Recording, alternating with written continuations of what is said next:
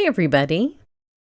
In today's video, we're going to do a little pop art inspired work on a stamp image that you might have had for a while. There's nothing new out there in this video, just taking supplies that you have and doing a little tribute art to LeRoy Neiman.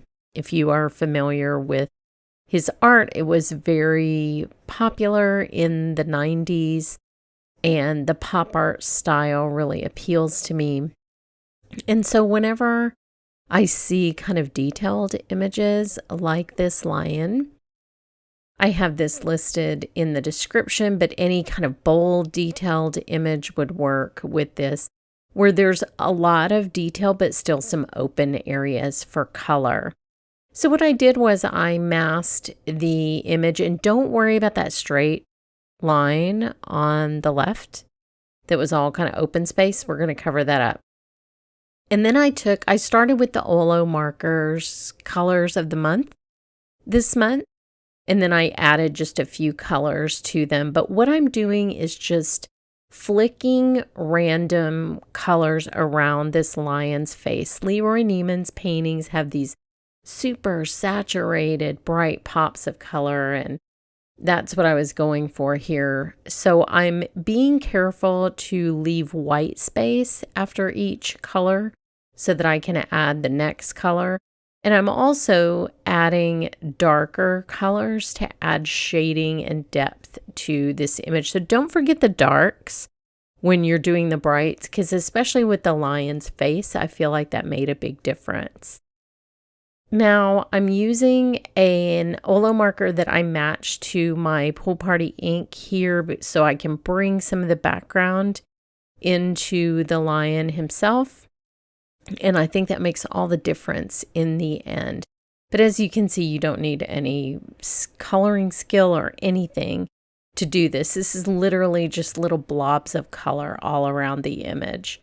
I do like to leave white highlights where I can. It's hard because you get going and you forget that maybe you'd like to see a little pop of white because it's so much fun to add the color.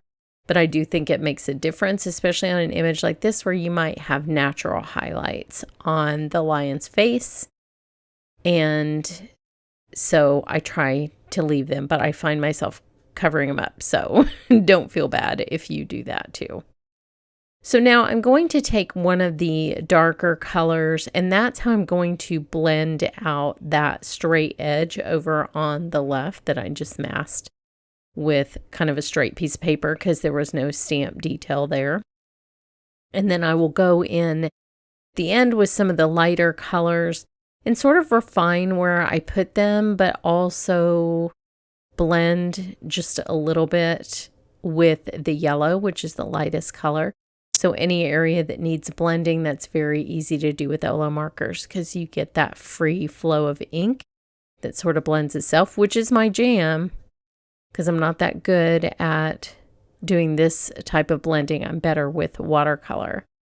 So there you can see me softening the edge with both a brown and the aqua colored marker on the left, which I think makes a big difference in how it sort of interacts with the background. So here I've still left a little bit of white space, which is good. I can't believe that I remembered to do that. Remember that the sticky side of this masking paper can transfer ink.